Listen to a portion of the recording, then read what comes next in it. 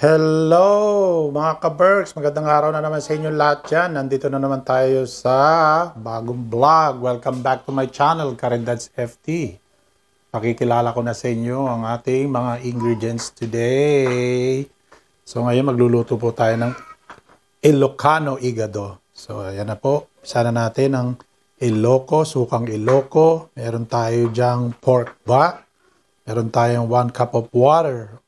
Pwede natin dagdagan yan kasi gagawa natin siya ng celery. Dadagdagan natin ng dyan sa cornstarch, pampalapot. Meron tayong sibuyas, bawang, carrots, green and red bell pepper, salt, and black pepper. Meron tayong bay leaves, brown sugar, atsuete, cooking oil. Meron tayong soy sauce dyan. Meron tayong liver at syempre ang wow sarap. Baka naman. Pampalasa po yan mga ka-Berks. At pag may nakalimutan ako ka-Berks, lalagay ko na lang po sa aking description below. So tara na. Iwa-iwain na natin ito mga ka-Berks. Let's do it.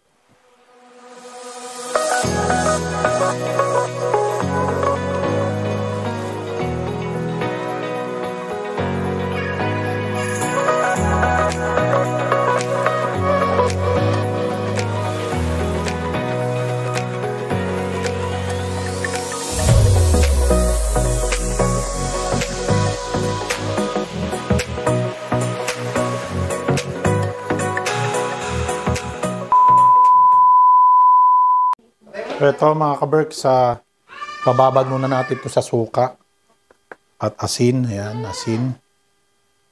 Lagyan natin ng bay leaves at konting suka. Ayan, para tumalab ang lasa. And then, lagyan natin ng sibuyas.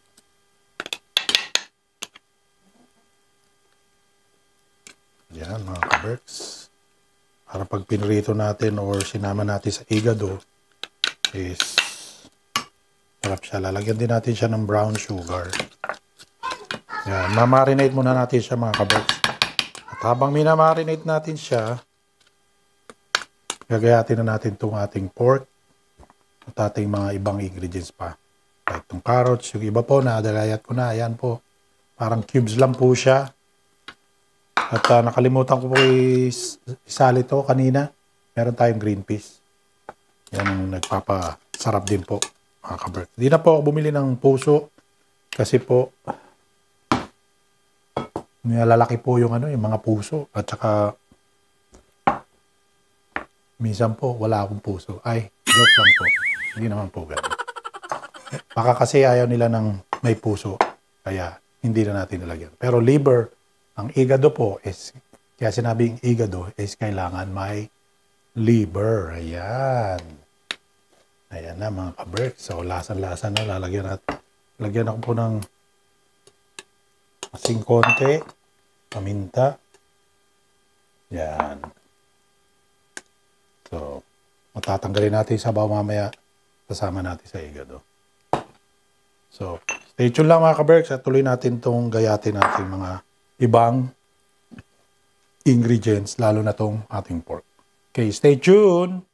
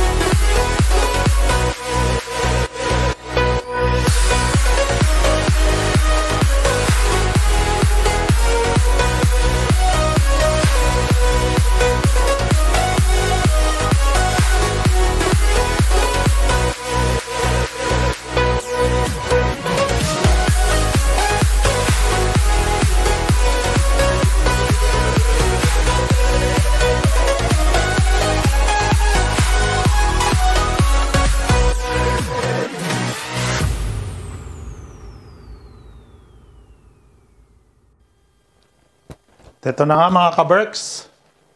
Tapos ng mahabang, actually hindi naman po masyado mahaba. Maiksi lang na proseso itong Ilocano Hígado. At siyempre, titikman na natin. At unang subo para po sa inyo mga ka-Berks. Nakikiramay po ako sa mga namatayan dyan. Alam ko po, napakalakas ng typhoon ngayon dyan sa Pilipinas. Si Iwan po.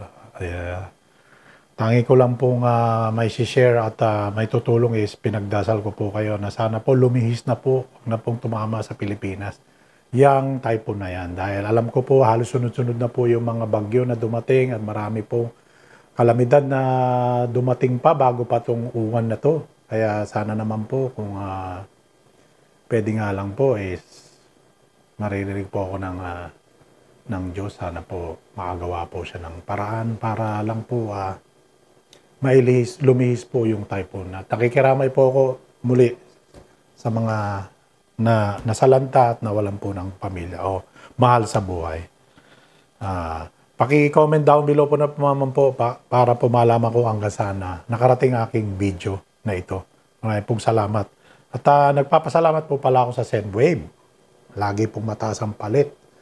At lagi ko nga sinasabi po, mabilis pa ang palit, mataas pa ang palit, at siguradong makakarating sa inyong mahal sa buhay. Siyempre, eto, may quotes tayo for today. Inspiration comes from within yourself. One has to positive. When you're positive, good things happen. Si Deep Roy po ang sumulat ng owner, ang quotes na yan. So, napakatalingaga po. Talaga po tama naman po yan. Ang sa akin lang po is talagang kailangan is maniwala lang tayo sa sarili natin. Ma-inspire tayo sa sarili natin. Yan ang sinasabi. At lagi pong, ako po, hindi naman sa pagano, lagi po akong positive thinker. At saka dumidirekta na po ako sa mga solusyon. Nag-iisip po ako ng solusyon. Hindi para problemahin pa. Problema na nga po eh. So kailangan, hanapan na natin ng solusyon. Amazing! Ayun lang po ang sa akin mga ka-Berks. Saya po ang unang subo para po sa inyo. Ayan, oh, napakalapot po ng ating hígado, mga ka-Berks. Yan.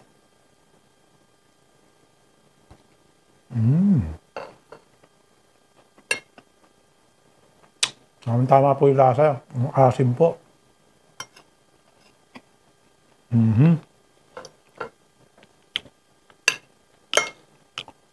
Ayan, oh.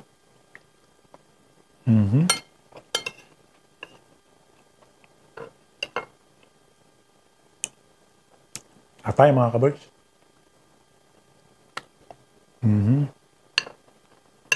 Pwede naman pong ibang suka ang gamitin nyo, pero ito po, kaya pag po Ilocano eh.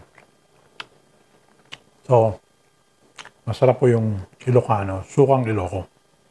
Kaya medyo mas maasim po kaysa sa regular na suka. Pangalawang subo naman po eh. Kung pangalawa na to, kaya subo na lang ako mga ka-Berks eh. Para man sa akin. Yan.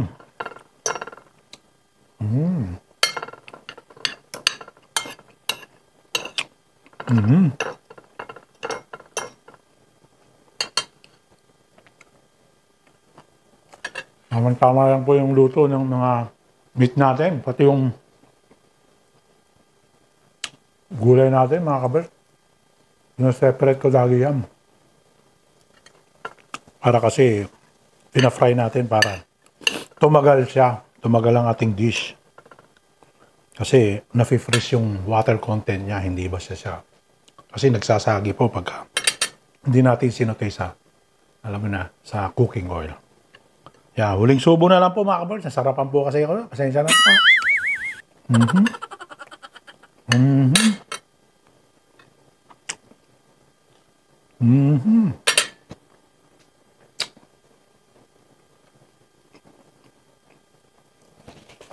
Kaya try nyo na po itong hígado ko. At siguradong mapaparami kayo ng kanin. Like, share, and subscribe po. Karendads FT. Hanggang sa muli po. Maraming pong salamat. Bye for now. See you next time.